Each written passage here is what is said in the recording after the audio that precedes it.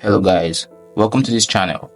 This is my first training session and you will agree with me that there's only one way to get better at chess, and that is by practice. So we are going to be training and practicing a lot here. So if you want to get better at chess, you're in the right company and you should subscribe to this channel. My training plan for now is really simple. Number 1, tactics training. Number 2, master games analysis. And number 3, play and analyze my own games. Obviously, this plan will change over time, but for now, we are doing this.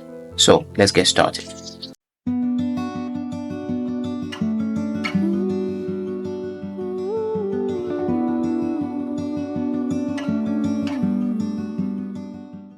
Alright, so this is a position from a tactics book I'm currently studying.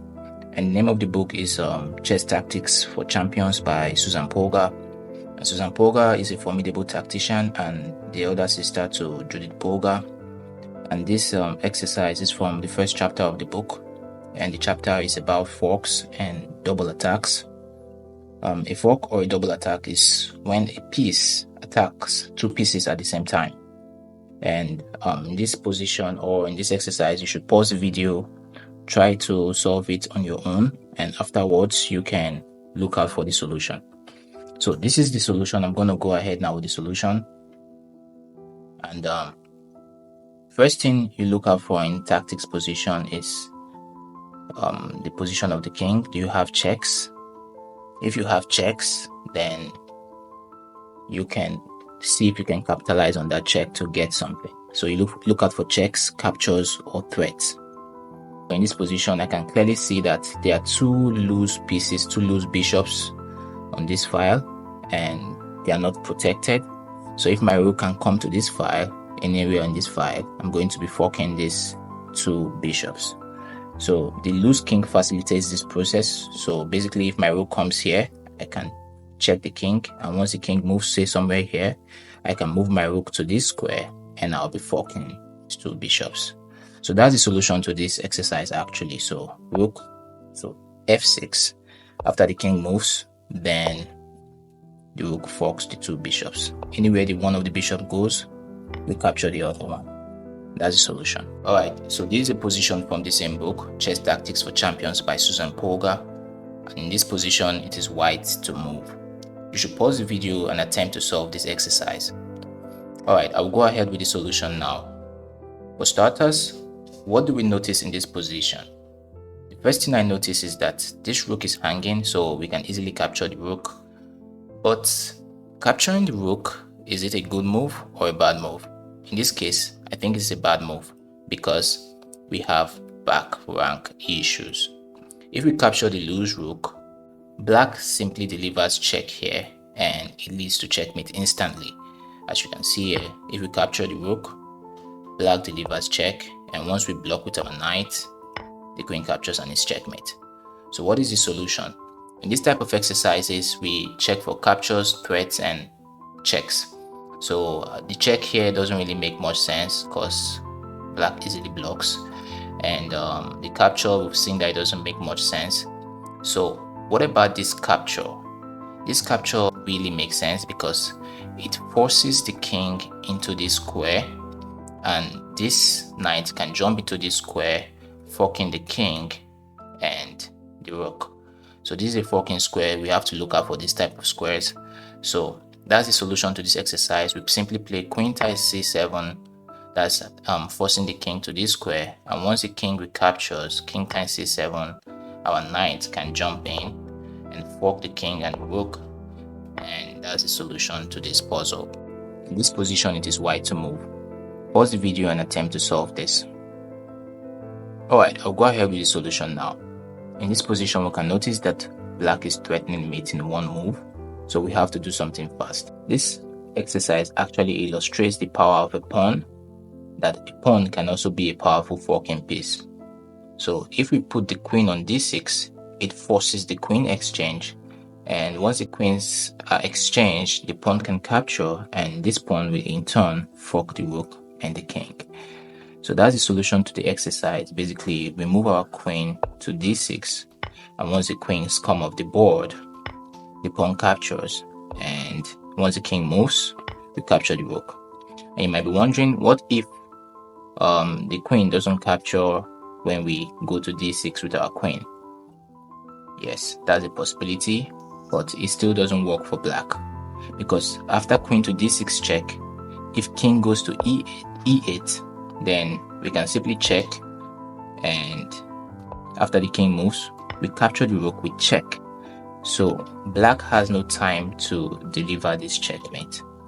And if the king goes here, we simply check with our rook, and we are winning massively. In this position, it is white's move. Pause the video to attempt solving this exercise. Alright, I'll go ahead with the solution now. So, there's something interesting going on here. I can notice the geometry between the king and the queen. First of all, if our knight can get into this square, to this e6 square, it will be forking the king and forking the queen. So it already gives us a hint that this square might be the critical square in this position. But this square is actually protected by this bishop. And is there a way for us to forcefully eliminate this bishop and free up this square for our knight? Yes, that's a question we need to answer, and that's a hint to our solution. So we can basically sacrifice our queen by sacking the bishop, and once the rook captures, our knight can jump into this square, forking the king and the queen. And that's the solution to this exercise. Basically, we play queen takes bishop, and once rook takes, our knight forks the king, and once the king moves, we capture the queen. In this position, it is white to move. Pause the video and attempt to solve this exercise. And I'll go ahead with the solution now. So in this position, the first thing I notice is that black is threatening checkmate on g2. So we have to do something fast with the white pieces. And what are the things we look out for? We look out for checks, captures, and threats. And we have a couple of checks here and here. But they don't really achieve much, because any of these checks and the king just steps to h7 and there's no more checks. We also have these captures here with check, and the king simply captures back, so it doesn't achieve anything. But if we look at this diagonal, we notice that there's a pin on this pawn to the king. It's an absolute pin, and we can easily capitalize on that pin to achieve our goal. This exercise is actually mate in two, checkmate in two. So with this pin, we can capture this pawn by playing rook takes h6, and once the king moves, we can deliver checkmate, and that's the end of the puzzle. In this position, it is white to move. Pause the video and attempt to solve this exercise. Alright, I'll go on with the solution now. In this position, I actually had a tough time trying to figure it out until I realized that, oh, this rook is actually pinned to the king. And this exercise illustrates a very, very powerful idea in chess tactics known as the cross pin. A cross pin is when a piece is pinned twice. So this rook is pinned to the king, and once we move our queen to d8, this rook is also going to be pinned to the queen.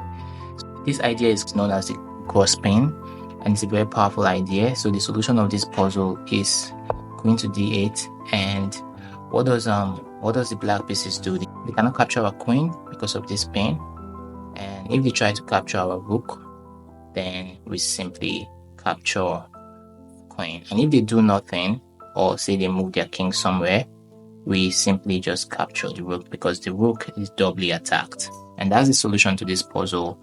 So black has to capture our rook, at least get something for it, and we take the queen, and we are winning.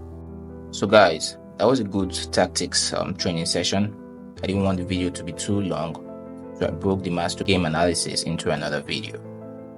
I'll be posting that soon on the channel, and also I'll be playing my first training game either on chess.com or on Lichess. After playing my first training game, I'll be running through the analysis on here, so stay tuned and subscribe. If you like stuff like this and you really want to take your chess training more seriously, like the video, share, and subscribe, and see you on the next one.